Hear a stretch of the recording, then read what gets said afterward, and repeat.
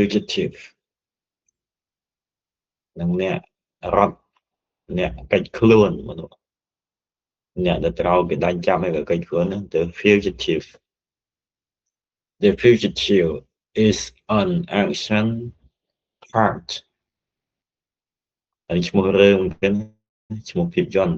the fugitive is an action part edge of your seat movie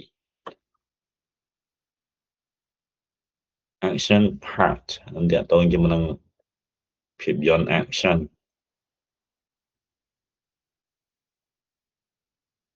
the police unjustly accuse Dr. Richard Kimball នៅក្នុងរឿង police unjustly ហ្នឹងគឺអយុត្តិធម៌ accuse នេះគឺចោទយ៉ាងអយុត្តិធម៌ Dr. Richard ចំពោះលោកបណ្ឌិត Richard Kimball the main character តួឯក of his wife's murder តកតងចោទរឿងអីរឿងហើយចោទថាគាត់នឹងសម្រាប់ប្រព័ន្ធរបស់គាត់ accused of ដោយមកគ្នា accused of a court finds him guilty តុលាការ a court នេះគឺតុលាការ a court តុលាការ finds រកឃើញថាគាត់ guilty គាត់មានទោស guilty នេះគឺមានទោស and sentences him to death ហើយក៏ដាក់ទោសគាត់ដាក់ទោសប្រហារជីវិតគាត់ sentences him to death sentence បើនាមខ្ញុំប្រើតែប្រយោគហើយកន្លែងនេះជាកិរិយាខ្ញុំប្រើថាដាក់ទោសសម្រាប់ដាក់ទោសប្រហារជីវិត to death on the way to jail ពេលនៅតាមផ្លូវទៅពន្ធនាគារ jail ហ្នឹងគឺពន្ធនាគារគុក on the way to jail ពេលតែប៉ូលីសដឹកទៅដាក់គុក the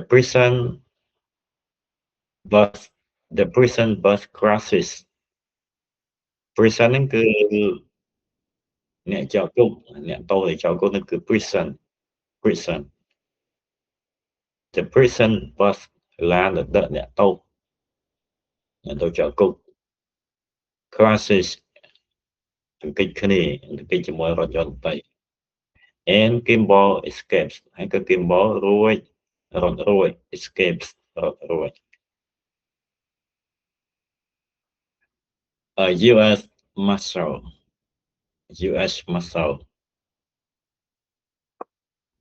ហ្នឹង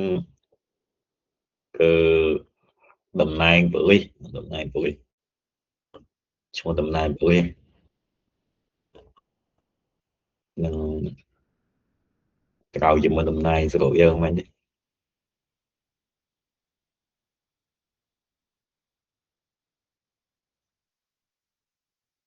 នឹងគឺ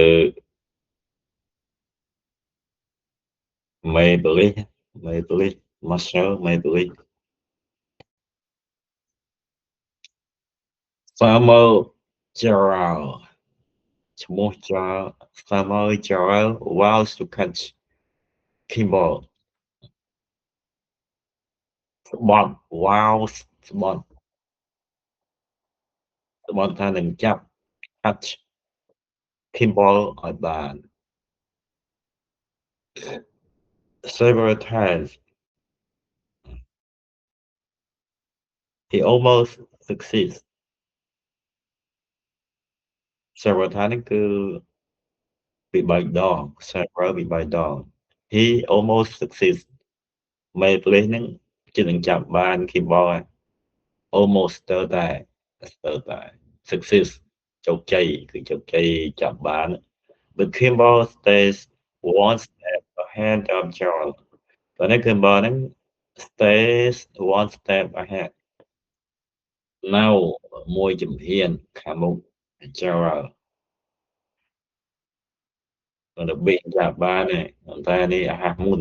តើបានមុនបន្តិច In one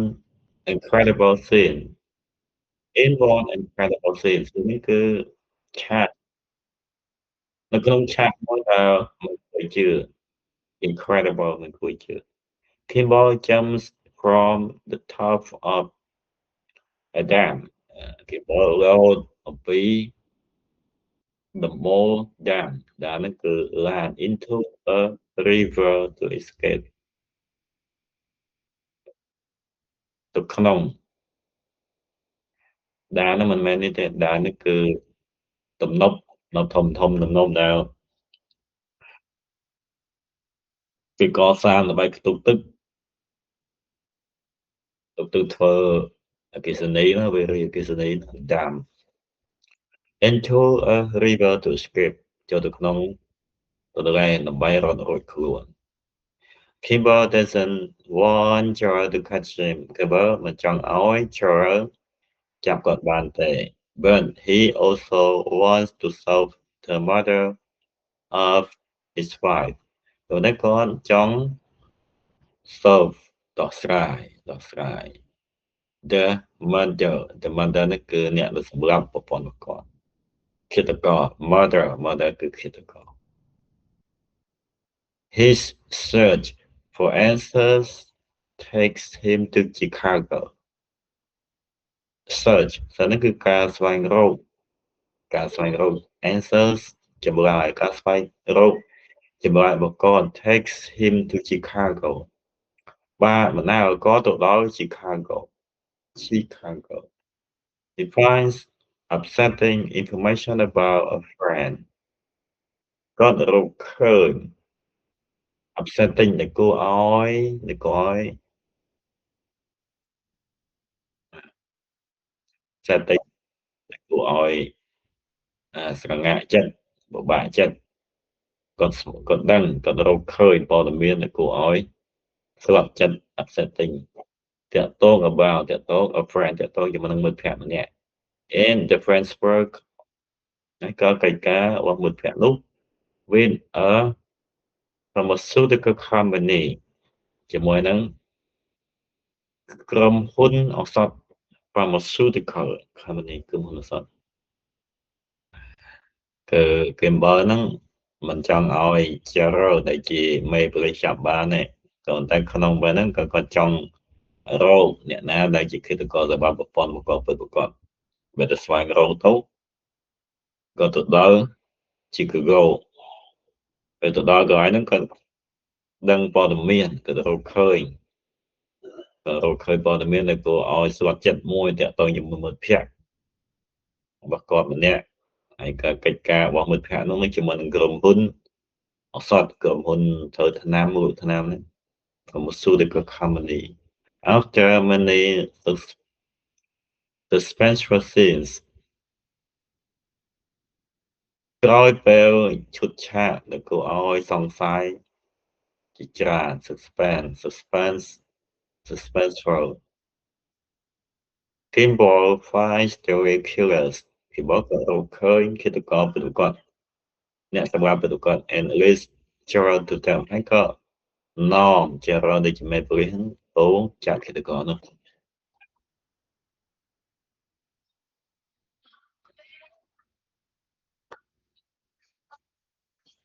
ហើយនឹងពាក្យច្រើនហ្នឹង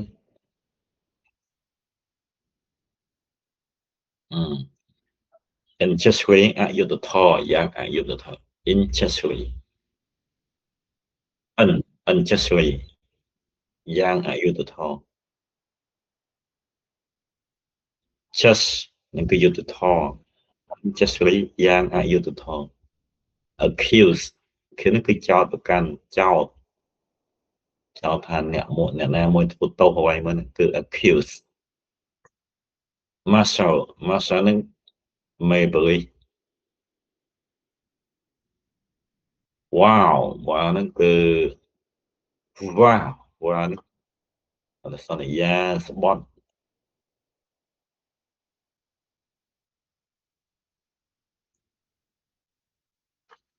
មិនមែន wow នេះទេណា wow នេះគឺ wow ស្ងើចស្ញប់ឆ្ងាយ wow ដល់ពេលនេះ wow wow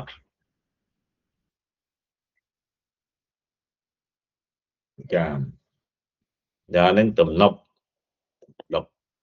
ខឿនបាទដើមមកទៅហ្នឹងគឺចេមកចេមក damage អាហ្នឹងគឺចេពីចេ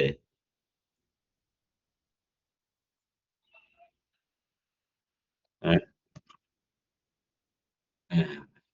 ចេបានតែពីចេអានដូចគ្នាហ្នឹងបានតែមួយពីចេ damage ចេ damage ពីចេទៅពេលដើមហ្នឹងគឺទំនប់តែឃើញនឹងចេ damage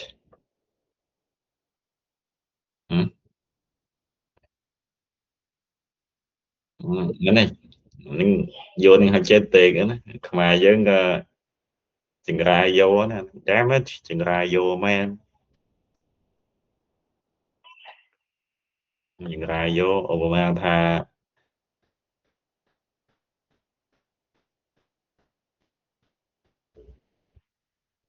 ចាំមើលអានចាំមើលអាន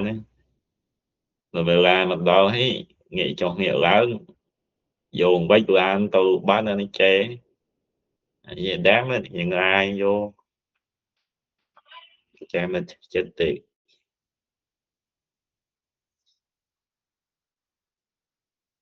damage pharmaceutical អន្តតទៅជាមួយនឹងឱសថតទៅជាមួយថ្នាំពេទ្យ suspend មកកណ្ដាលមកនៃពិតប្រាកដមែន suspenseful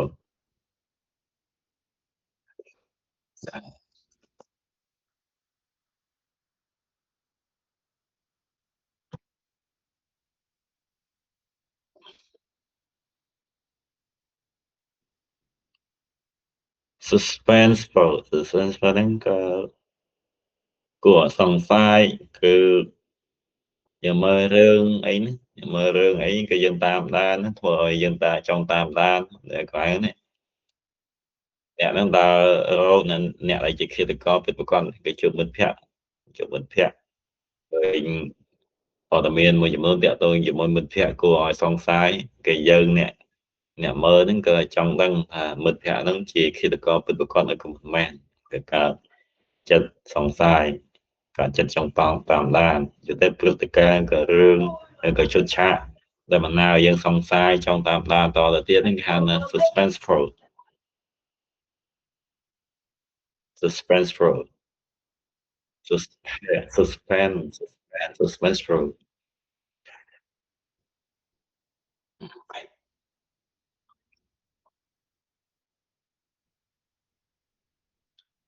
មានពីមួយទៀតគឺ edge of your seat អានេះប្រើជាមិនមែនប្រើជាអត្ថានុរូបទេហ្នឹងគឺប្រើន័យធៀបអីមួយ edge ហ្នឹងប្រើតែមុំ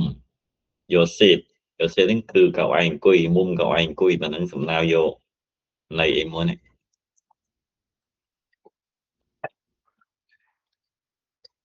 edge of your seat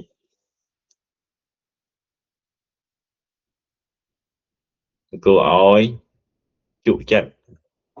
យួនគេហៅហឹងហោចហោបគួរឲ្យជក់ចិត្តគួរឲ្យចង់តាមដានរន្ធត់ជក់ចិត្ត edge of your seat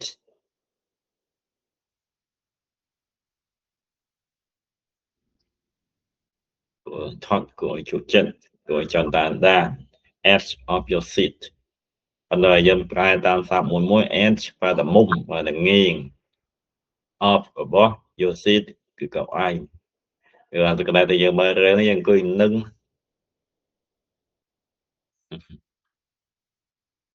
edge of your seat movie ពាក្យវិញមើល fugitive ហ្នឹងគឺអ្នករត់រត់កិច្ច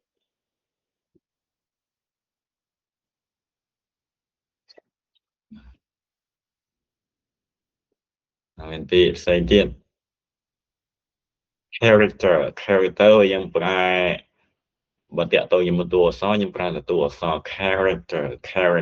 តួអក្សរតែកន្លែងប្រើតែតួអង្គ character អង្គ main character គឺតួឯកហ្នឹង character តួឯក murder ឃាតករ murder ឃាតករ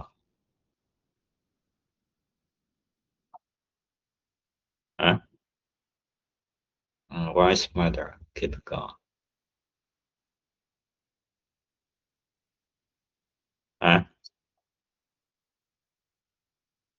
ឃាតករ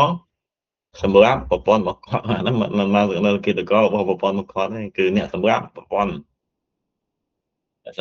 បស់គាត់អាហ្នឹងដោយឆាត់ថៃកម្មនៅក្នុងបល័យអ្នកសម្រាប់ប្រព័ន្ធរបស់គាត់មិនមែនថាឃាតកររបស់ប្រព័ន្ធរបស់គាត់ទេគឺអ្នកសម្រាប់ប្រព័ន្ធរបស់គាត់ a court ហ្នឹងបានថាតុលាកា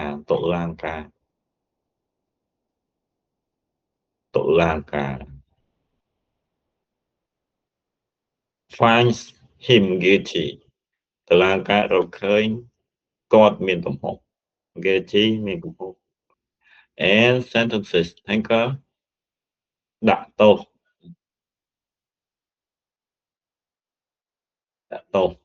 him to death ដាក់ទោសគាត់ដល់ស្លាប់គឺដាក់ទោសប្រហារជីវិត sentence ទីអានខ្មែរក៏ប្រកាសសាលក្រមណា sentence on the way to jail តាមផ្លូវទៅពន្ធនាគារ jail ហ្នឹងគឺពន្ធនាគារ prison ហ្នឹងគឺអ្នកទោសជាប់គុកអ្នកជាប់ពន្ធនាគារ prison bus ឡានដឹកអ្នកទោស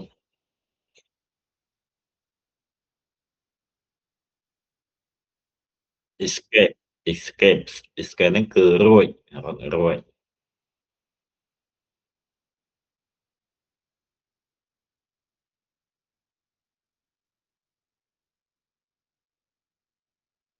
ក្រមនេះនោះឃើញ the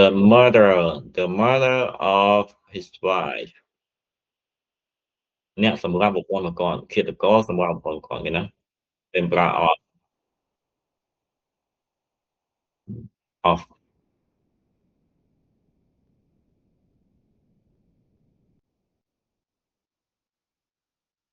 អានេះក៏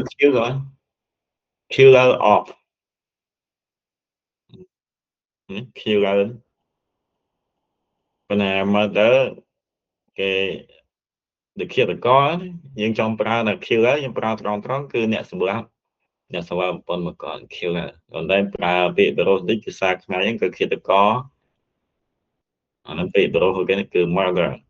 គ្មានពាក្យផ្សេងទេបរិសុទ្ធយ៉ាងទៀត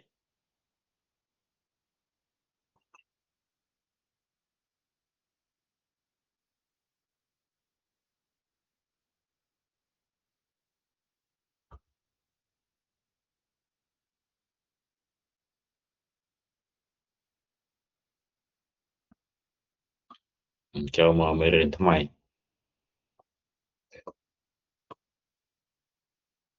មើលនេះតែម្ដងណា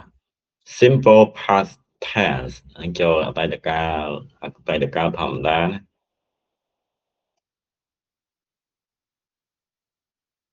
it snowed yesterday ពីម្សិលធ្លាក់ភ្លៀង it snowed yesterday Tom watched TV last night Tom មើលទូរទស្សន៍ពីយប់មិញ Jack went to work early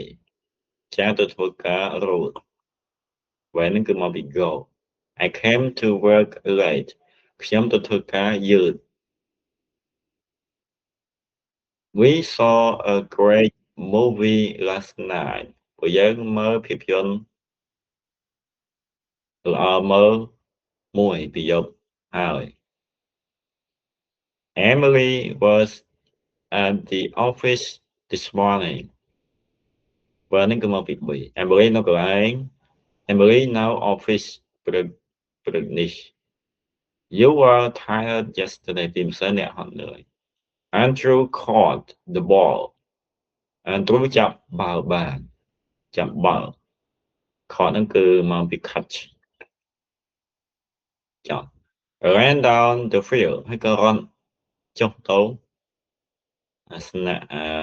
បរៀនបាល់ and score a point ហើយក៏យកបន្ទុ score a point យកបន្ទុបានមួយ ghi điểm ghi một điểm score and one particular time in the past តើតើជាមួយនឹង simple past tense អតីតកាលធម្មតាគឺយើងនិយាយពីសកម្មភាពណាមួយកើតឡើងនៅក្នុងពេលណាមួយនៅក្នុងអតីតត្រូវមានពេលវេលាច្បាស់ត្រូវមានពេលវេលាច្បាស់ដូចជា yesterday ពីម្សិល last night ពីយប់មិញជាដើម at one particular time in the past នៅក្នុងពេលជាក់ច្បាស់ណាមួយនៅក្នុងអតីតកាល this happened ព្រឹត្តិការណ៍នេះគឺកើតឡើង it began and ended in the past គឺកើតឡើងហើយក៏បញ្ចប់នៅក្នុងអតីតកើតឡើងនៅក្នុងអតីតហើយក៏សកម្មភាពនោះបញ្ចប់នៅក្នុងអតីត most simple past verbs at ed as in I and b កិរិយាដែលប្រើនៅក្នុងអតីតកាលធម្មតាភាគច្រើនថែម ed ខាងចុងដូចជានៅក្នុងឧទាហរណ៍ I ឧទាហរណ៍ b ភាគច្រើនតែមានកិរិយាមួយចំនួនមិនថែម ed ទេ some verbs have irregular past tense forms ប៉ុន្តែកិរិយាមួយចំនួនមានទម្រង់អតីតកាលខុសពីកិរិយាខាងលើយើងហៅថា irregular verbs គឺកិរិយាដែលមិនម៉ែកថែម ed SNC ដូចជាក្នុងឧទាហរណ៍ C ឧទាហរណ៍ D ឧទាហរណ៍ E go ទៅជា when come ទៅជា came see ទៅជា saw ជាដើមក៏យើងមើល chart មើលតារាង the simple past forms ទម្រង់អតីតកាលធម្មតា of be របស់កិរិយា be are was គឺ was ហើយនឹង were as f and g ដូចជាក្នុងឧទាហរណ៍ f និងឧទាហរណ៍ g note that សង្កេត in a series of actions នៅក្នុងសកម្មភាពដែលកើតឡើងជាដំណរគឺកើតឡើងបន្តគ្នា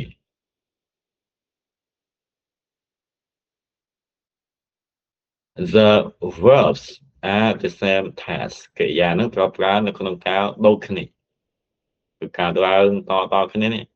Andrew ចាប់បាល់រត់ទៅបរិយានេះក៏ទទួលបានបន្ទុកហ្នឹងគឺកើតឡើងជាសង្វាក់ចាប់កើតឡើងបន្តគ្នាប្រើកាលដូចគ្នា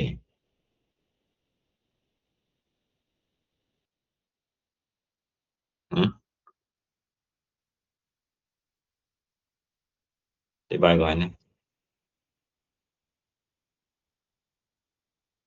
ហ្នឹងហើយអានេះគេប្រើនៅបទថាសកម្មភាពហ្នឹងគឺកើតបន្តគ្នាគ្នាហើយយើងនិយាយថាពីម្សិលខ្ញុំពីម្សិលថ្ងៃអាសៀលខ្ញុំងូតទឹករួចក៏ជិះម៉ូតូទៅដើរលេងជាមួយមិត្តភក្តិហើយក៏ផឹកកាហ្វេហើយក៏មើលភាពយន្តកិរិយាទាំងអស់នេះបង្កើតឡើងបន្តគ្នាដែរងូតទឹកបន្តមកអីងូតទឹកក៏ទៅដើរលេងជាមួយមិត្តភក្តិដើរលេងហើយក៏ទៅមើលភាពយន្តមើលហើយក៏អីទៀត cần tô xì bài giấy nè nó cứ kể ra cả lại chứ sừng vặt mình to cái này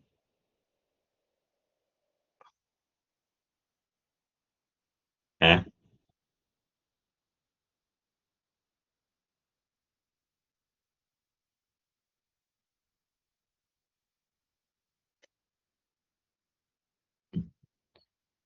thiệp nên sau bán nên thiệp nó gài chỗ đó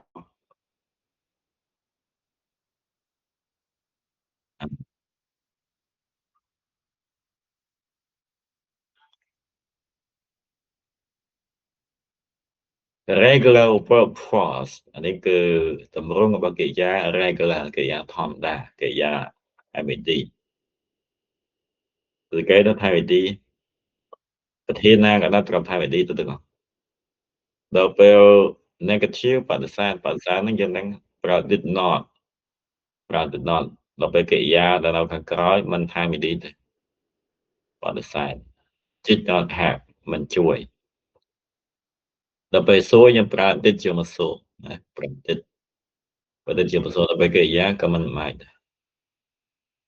ឥឡូវនៅក្នុងអតីតកាលធម្មតាយើងបំម៉ែកហ្នឹងថែមវិធីក៏បំម៉ែកកិរិយាចំពោះតានៅក្នុងកំភ្លើងមធ្យមទៅប្រយោគធម្មតាដល់ពេលប្រយោគបរិស័ទយើងប្រើ did not ដល់ពេលប្រយោគសួរយើងប្រើ did យកមកសួរ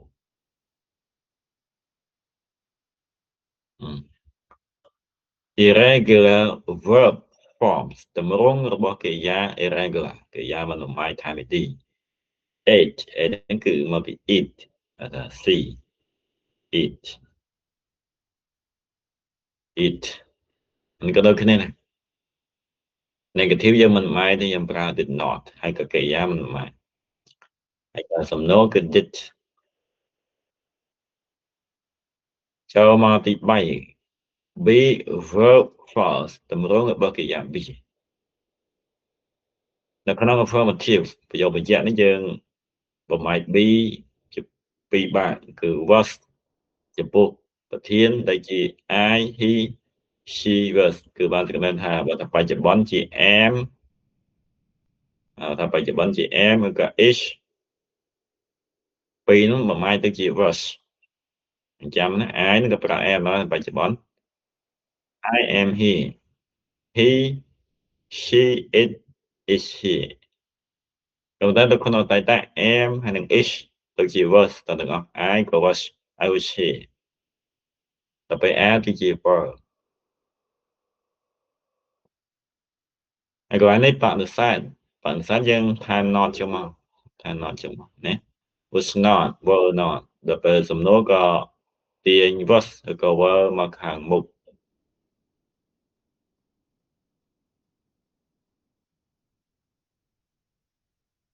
ណាមកមើល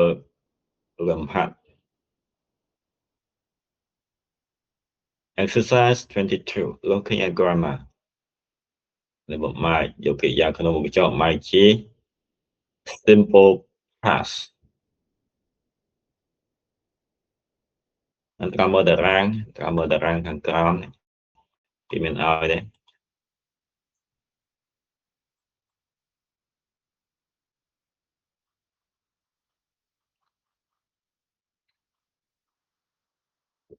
អានេះរៀនមកក្បាលចប់មកក្បាលវិញចាំមកក្បាលចាំកិរិយាទាំងអស់ក្នុងក្បាលខ្លះណាមានតែប្រមាណនោះដែលមិនថែម id order order enters order នោះថែម id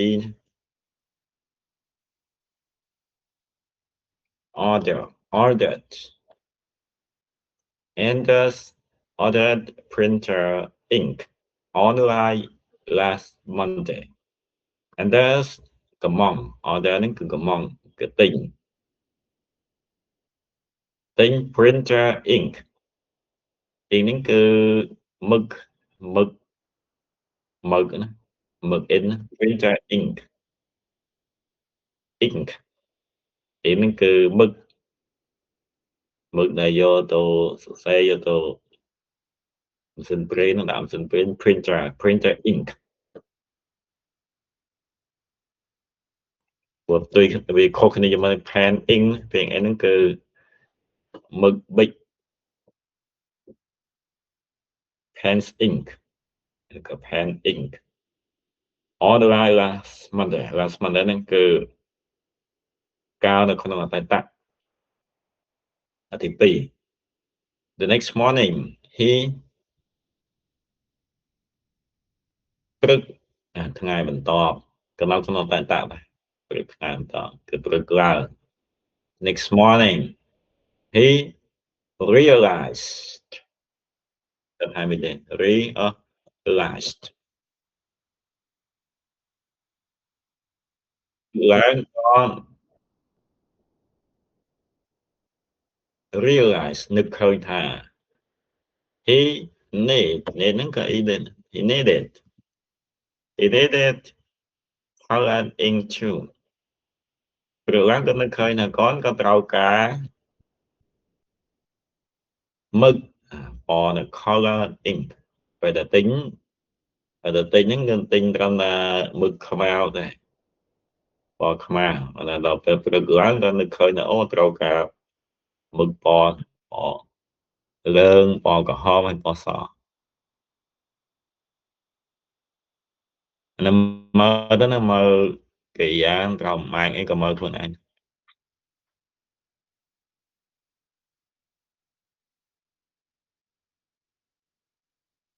តទៀត exercise 24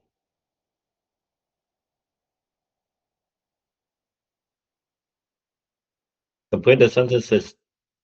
with the correct forms of verbs that make sense នឹងគេឲ្យកិរិយានៅក្នុងប្រអប់គឺយើងរកយកកិរិយាយកទៅបំបែកដាក់ចូលនៅក្នុងចតុរស្ធ្វើម៉េចឲ្យយកដាក់ចូលនឹងគឺមានន័យ make sense more than one verb may be appropriate អាចដាក់លើសពីមួយគឺបានស្គាល់ថាប្រយោគខ្លះហ្នឹងដាក់កិរិយាបានពីរដាក់មួយណាទៅក៏មានន័យដែរក៏លើសពី2 appropriate សមស្រប some answers are negative កិរិយាហើយចម្លើយខ្លះហ្នឹងគឺប្រើ negative ប្រើបដិសេធគេឲ្យ situation 1អាហ្នឹងគឺស្ថានភាពទី1ករណីទី1បើបទទី1 Mary visited a friend at the hospital Mary អូលេងមិត្តភក្តិទៅមើលមិត្តភក្តិនៅមន្ទីរពេទ្យ A woman in the elevator ស្រីម្នាក់នៅក្នុងចនាយន្តឡើងទៅលើ had a cold ផ្ដាសាយ and sneezed ហើយក៏កណាស់ sneezed several times កណាស់ច្រើនដង The next day ហ្នឹងគឺថ្ងៃបន្ទាប់ហ្នឹងបានសង្កត់ថា Mary ទៅមើលមិត្តភក្តិនៅមន្ទីរពេទ្យពេលទៅហ្នឹងពេលទៅឡើងចនាយន្តហ្នឹងប៉ះស្ត្រីម្នាក់ប៉ះនារីម្នាក់ផ្ដាសាយហើយក៏កណាស់ស្អែកកើតនាងក៏ឆ្លងហ្នឹងគឺផ្ដាសាយតាមស្រីម្នាក់នៅក្នុងចនាយន្តហ្នឹងទី1 Maria in the morning with fever and headache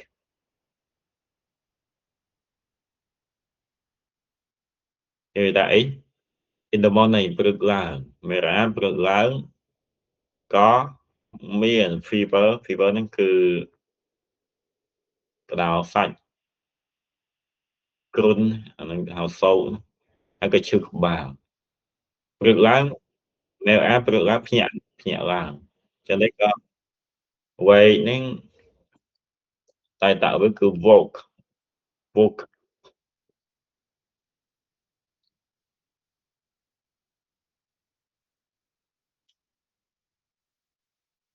well ហ្នឹងស្រួលតែនាងមានអារម្មណ៍ថាមិនសូវស្រួលមិនស្រួល feel she didn't feel feel អាស្រ័យជាប្រយោគបដិសេធចឹងតែយើងមិនបំអែត feel ទេ She didn't feel well នាងមិនសូវស្រួលខ្លួនក៏យកដាក់មក situation 2 Professor Mo is a new math teacher សាស្ត្រាចារ្យ Professor ហ្នឹងគឺសាស្ត្រាចារ្យ Mo គឺជាគ្រូបង្រៀនគណិតថ្មីរបស់ពួកយើង He is very hard to follow គាត់នឹងពិបាកតាមណាគឺពិបាកយល់និយាយពិបាកយល់ Yesterday ពីម្សិល he អី10គឺតពីឥឡូវមកណា Too fast speak តែចាក់គឺ spoke speak spoke spoken នេះប្រធានងារ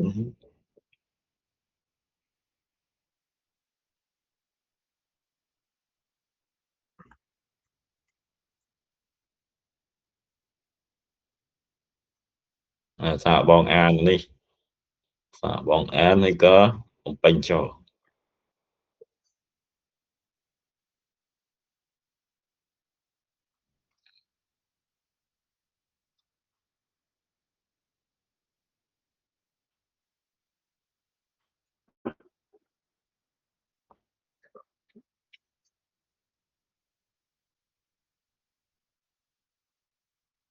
នៅ part 1គេឲ្យយើងគូសខាងក្រោមកិរិយាដែលប្រើនៅក្នុងអតីតកាលដល់ពេលនេះគេឲ្យយើងបំពេញគឺយកកិរិយាដែលគេឲ្យណាបំពេញចូលមកអានេះត្រូវម៉ែណាត្រូវម៉ែទៅជាអតីតម៉ែទៅជាអតីតយោងតាមអីយោងតាមសេចក្តីដែលយើងអានខាងលើនេះ